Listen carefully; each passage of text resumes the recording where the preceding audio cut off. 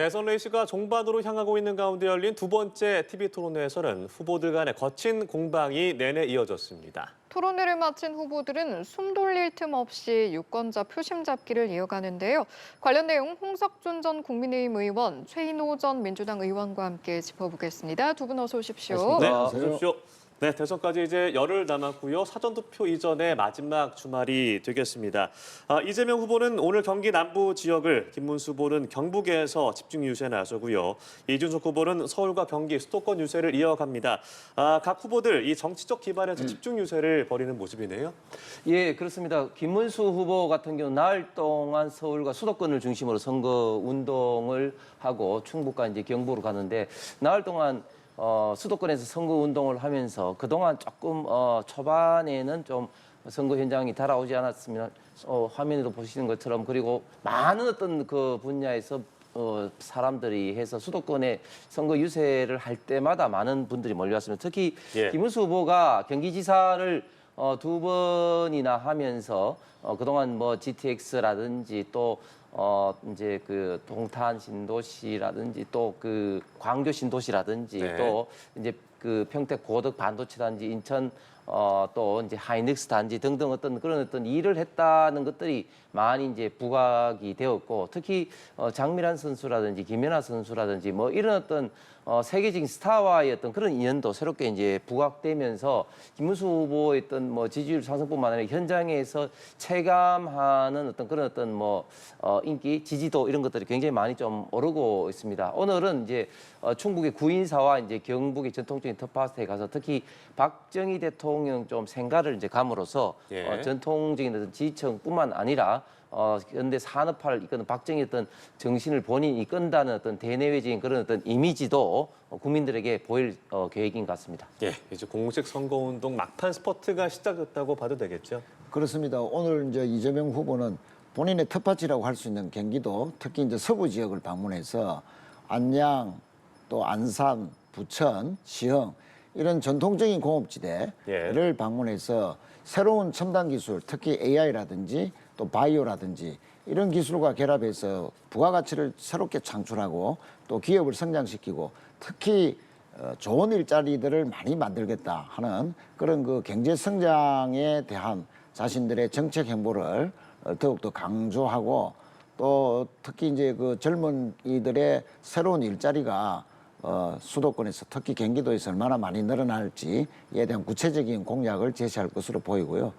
특히 오늘은 젠지 세대라고 하는 90년대 중반부터 2010년까지의 그 세대들을 겨냥해서 특히 고3 수험생들 이번에 처음으로 그 투표권을 가지는 이런 그 젊은 층과의 토론을 벌이기로 되어 있는데 특히 그 학생들이 작년 연말에 얼마나 놀랐겠습니까? 느닷없는 윤석열 전 대통령의 계엄 때문에 우리나라 민주주의가 얼마나 그 훼손되었고 그러나 우리 국민들의 어떤 그 단결된 민주의식 속에서 탄핵을 거치면서 다시 놀라운 민주주의 회복력을 보이는 이 과정에 대해서 젊은 층과 토론을 하면서 앞으로 우리 젊은 층과 함께 민주주의를 어떻게 더 발전시키고 공고하게 할 것인가에 대한 진지한 토론과 지지 호소가 있을 것으로 봅니다. 예, 알겠습니다.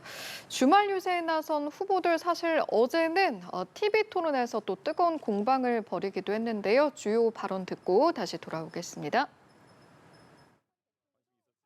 형님을 바로 이 성남시장으로서 정신병원에 강제 입원시키려고 하다가 그것 때문에 형수님하고 욕을 하고 다투고 이렇게 된 거 아닙니까? 이래서 어떻게 그러면 앞으로 국민 교육을 하고 어떻게 그러면 지도자가 돼서 가정도 제대로 못하는데 어떻게 나라를 통합시킬 수 있겠습니까? 김문수 후보는 이런 말을 할 자격이 없죠. 이건 우리 집안 내의 내밀한 사적 문제인데 굳이 따지자면 본인은 갑질을 하지 않습니까? 그 소방관한테 전화해서 나 김문수인데 뭐 어쩌라는 거예요? 그렇게 권력을 남용하면 안 된다는 말씀을 드리면서 지금까지 하신 발언들을 보면 여전히 내란 세력을 비호하는 극우 세력을 비호하는 정광훈 목사가 감옥을 갔을 때 눈물을 흘린 그런 관계를 여전히 청산하지 못하시는 것 같은데 허위 사실을 이야기하면 안 됩니다. 뭐 눈물을 흘리는 거는 정황훈 목사 가서 무슨 눈물을 흘리는지 그 말이 안 되는 거짓말을 또 계속 여기서 하시면 제가 보기에는 김문수 후보도 윤석열처럼 업무론자 같아 보여요. 근거 없는 문제 제기를 가지고 계속 그렇게 국민을 분열시키는 이런 윤석열을 옹호하고 비호하는 사실 이번에 부정선거 담론 마찬가지로 지난 2012년 대통령 선거 이후에도 부정선거를 주장하는 사람들이 있습니다. 뭐 김어준 씨나 이런 분들 중심으로. 그런데 이재명 후보도 사실 이것에 동조해가지고 부정선거에 관한 내용을 공유한 바가 있습니다. 결국 저는 이 후보께서 내란 세력인 국민의힘 김문수 후보와 단일화할 거다 이렇게 예상을 저는 개인적으로 해요. 근데 당권을 주겠다든지 총리를 맡겨주겠다 이런 제안이 있었던 걸로 보이는데 단일화, 이 내란 세력 후보와 단일화 할 건지 궁금해서 한번 물어봅니다. 저는 국민의힘의 이야기에 대해 가지고 단 한 번의 예외 없이 단일화에 관심 없다고 이야기하고 있습니다. 이재명 후보는 그냥 본인의 망상 속에서 계속 그것만 두려운 겁니다. 그래서 이런 아주 중요한 정책을 물어봐야 되는 자리에서 자기 궁금증 해소하러 나오신 거거든요. 또 법인카드 부분을 보면 이건 정말 좀 상당히 일반인들이 분노할 수밖에 없습니다. 법인카드를 가지고 지나치게 사적인 그런 여러 가지 뭐 개인이 뭐 일제 샴푸를 사쓴다든지 김문수 후보가 소속된 그 정권이 아무런 증거도 없이 언론 플레이해가면서 마구 무작위 조작 기소를 한 결과다 이 말씀을 드리고 그 증거가 있으면 구체적 증거를 한번 내보십시오.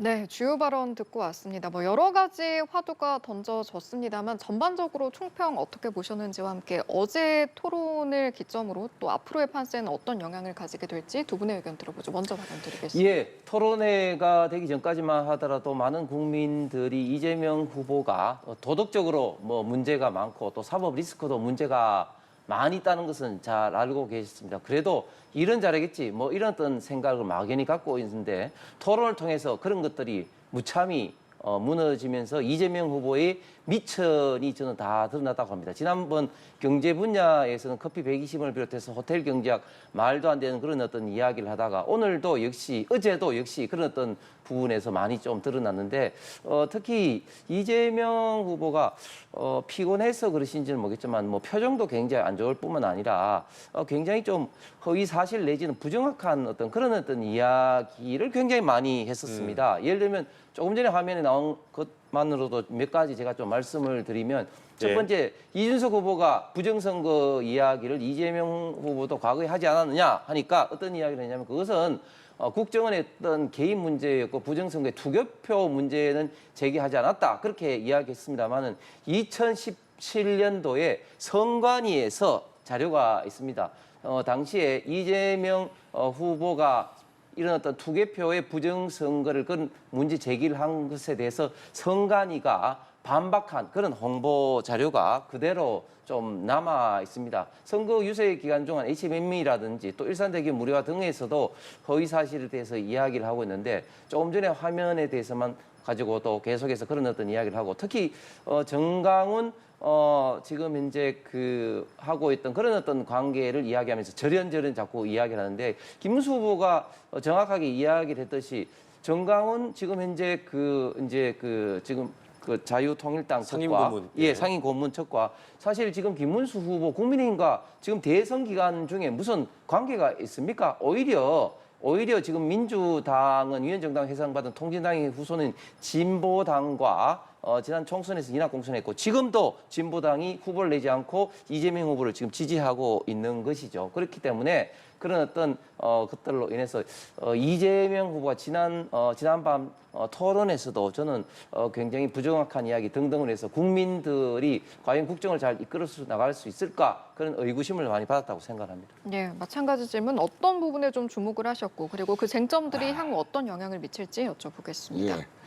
이재명 후보는 이번 대통령 선거가 느닷없는 윤석열 전 대통령이 일으킨 쿠데타, 내란 이것으로 인한 사회 혼란을 극복하는 그래서 안정되고 다시 진짜 대한민국을 만들어서 국민 통합을 이룰 수 있는 정상적인 헌정 질서를 회복하는 중요한 선거다 하는 의미를 계속 강조를 했고요. 이준석, 김문수 후보의 아주 저열한 그런 그 정치 공세성 네거티브에 또 불구하고 안정된 메모, 정책 대안 제시, 특히 정책 토론을 끝까지 유도하는 그런 모습 속에서 가장 유력한 대권 후보로서의 안정된 면모를 유감없이 가시했다. 저는 그렇게 평가를 합니다.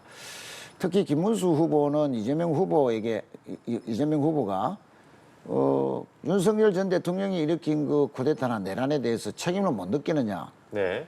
라는 그런 질문에 완전히 동문서답식 답변을 해서 여전히 윤석열 전 대통령을 옹호하는 친윤 본색의 자신의 정치관을 여지없이 드러냈다 하는 그런 점에서 많은 중도층 그 국민들에게 큰 실망을 다시 한 번 더 안겨주는 네. 그런 토론회였다라고 말씀드리고요. 예. 특히 이준석 후보도 지금 어제 뭐 노무현 전 대통령을 많이 거론을 했는데 저도 노무현 대통령의 청와대 비서관으로 모셨지만 아전인수격으로 노무현 정신을 너무 자기식으로 그렇게 왜곡해서 말하는 것에 상당히 저는 실망스럽고 불쾌했다는 말씀을 드립니다. 예, 알겠습니다. 지금의 노무현 정신이라는 것은 예. 국민 주권을 강조하는 그런 그 깨어있는 시민들의 조직된 힘을 강조해야 되는데 그것은 김문수 후보에게 이준석 후보가 느닷없는 계엄 때문에 이렇게 혼란을 일으킨 윤석열과 왜 그렇게 단절하지 못하느냐라는 식으로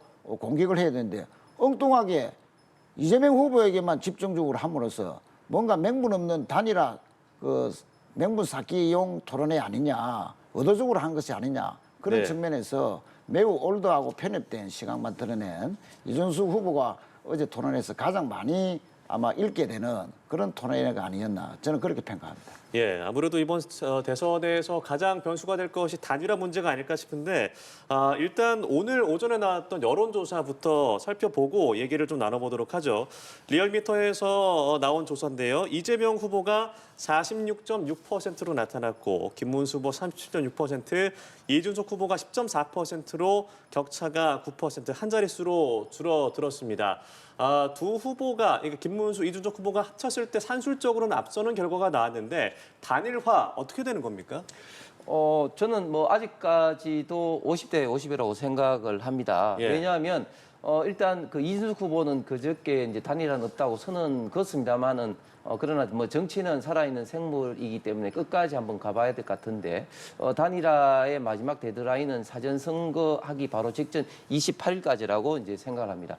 일단 단일화의 가장 필수 조건을 할 수 있는 두 사람이 단일화 했을 때 이재명 후보를 이길 수 있을 것이냐 이런 어떤 면에서는 일단은 된 것 같고 그리고 조금 전에 리얼미터 여론조사도 있었습니다만 지금 뭐 모든 여론조사에서 김문수 후보가 급하게 지금 현재 이재명 후보를 좀 추격하고 있고 물론 이제 전화 면접원에 의한 어떤 조사보다 ARS 방식에서는 훨씬 더 가깝게 지금 현재 추격하고 있는 상태입니다. 예. 이런 상황에서 이준석 후보는 과연 젊은 정치인으로서 미래를 생각한다면 어떤 본인이 완주를 하는 것이 미래를 위해서 도움이 되느냐 혹은 단일화를 통해서 이재명 후보 민주당의 어떤 우리 대한민국의 어떤 미래를 어지럽히고 특히 좌파 독재했던 많은 국민들이 우려하는 상황에서 이런 것들을 막는 것을 통해서 본인의 어떤 희생 헌신을 통해서 정치적 자산을 쌓는 것이 맞느냐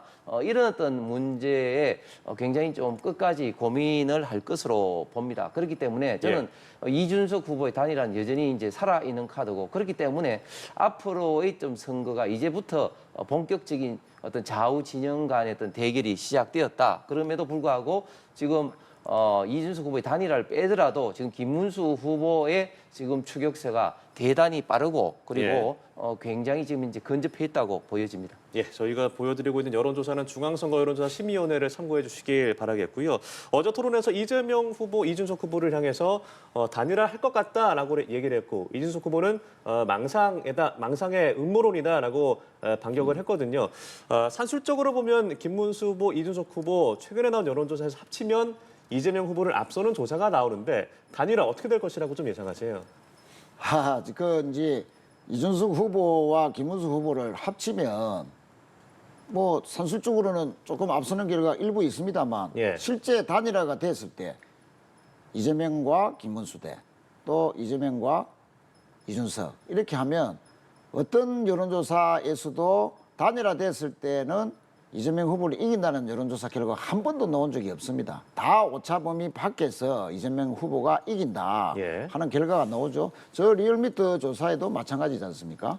자, 왜 그러면 이렇게 단일화해도 이재명 후보를 이길 수 없는 결과들이 전부 다인가에 대해서 분석을 하면 이준수 후보를 지지하는 그 지지층은 거의 상당수가 윤석열 전 대통령에 대한 계엄에 대한 책임 또 탄핵에 대한 찬성이 훨씬 더 많은 그런 그 국민들이 그 지지층에 포함되어 있기 때문에 예. 이준석 후보가 김문수 후보로 단일화를 해준다 하더라도 이준석을 지지했던 그 지지층들이 이재명 후보로 옮기거나 또는 기권으로 가기 때문에 그래서 김문수로 단일화돼도 오차범위 밖으로 계속 결과가 나오는 것이다 이렇게 분석하고 자 그런 측면에서 이준석 후보의 고민이 있습니다. 자 단일화를 해줘도 김문수로 단일화를 해줘도 명분도 떨어질 뿐만 아니고 실제로도 이길 수도 없는 상황에서 과연 이준석의 정치적 미래가 보장될 수 있느냐 하는 그런 측면이죠. 만약에 이제 대선에서 이준석 후보가 김문수 후보에게 양보를 해서 단일화를 하더라도 대선에 질 것이 뻔한데 그러면 야당으로 전락한 국민의힘에서 친윤들이 아무리 뭐 당권을 준다라고 하고 돕는다고 하더라도 친윤 세력이라는 것이 과연 앞으로도 계속 영향력을 유지할지 못할지도 담보되지 않는 상황에서 예. 밀어준다고 하더라도 이준석이 과연 한동훈 그 전 대표와의 경쟁에 이길 수 있느냐? 오히려 명분만 없이 단일화했다가 자신의 정치적 자산만 깔아먹는 것이 아닌가 하는 그런 판단을 많이 할 것이기 때문에 저는 이준석 후보가 단일화에 응하지 않을 가능성이 훨씬 크다 이렇게 봅니다. 다만 이제 이준석 후보가 오판을 해서 뭐 총리직을 제안한다든지 또 당권을 제안하든지 이것도 어떤 선거법에도 분명히 문제가 되는 소지가 있지만 그것을 떠나서라도 이준석 후보는 명분 없는 단일화가 가져오는 역풍 과거에 그 노무현 정몽준의 단일화 속에서 막판에 투표 하루 전날 정몽준 후보가 단일화 철회를 했습니다. 그런데 완전히 역풍을 불어서 오히려 노무현 지지층은 더 단단하게 결속하면서 오히려 그 반감을 산 정몽준의 일방적인 단일화 철회에 반감을 산 중도층들이 대거 노무현 지지로 돌아서서 대선에서 이긴 그런 사례로 보더라도 예. 명분 없는 단일화 이준석의 김문수로의 양보는